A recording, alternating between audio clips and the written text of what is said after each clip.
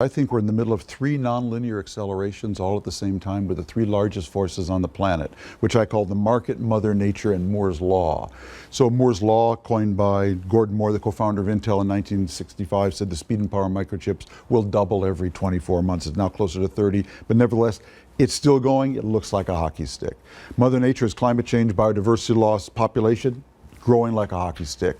And the market is digital globalization, not your grandfather's globalization. That was containers on ships, but everything is now being digitized, like this show, and globalized. We're in the middle of three of these accelerations all at the same time. And people's response to that is fascinating, because I love the quote in the book from the Dutch chess grandmaster when he was asked about how he would prepare for a match with a computer. He said he'd bring a hammer.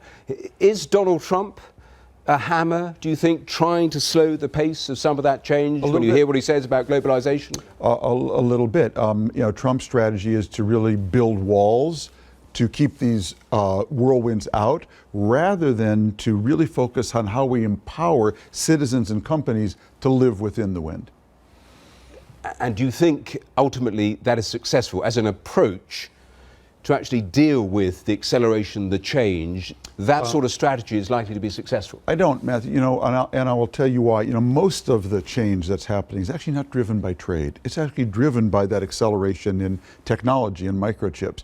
Intel once tried to explain to people what an acceleration is like in technology. So they took a 1971 VW Beetle and they said, what if this car improved at the same rate microchips have? And they determined that VW Beetle today would go 300,000 miles an hour, it would get 2 million miles per gallon, and it would cost 4 cents. So that's what we're in the middle of. This is not about trade mostly. It's actually about technology eating more and more jobs, and how we empower people through lifelong learning to live in that kind of world.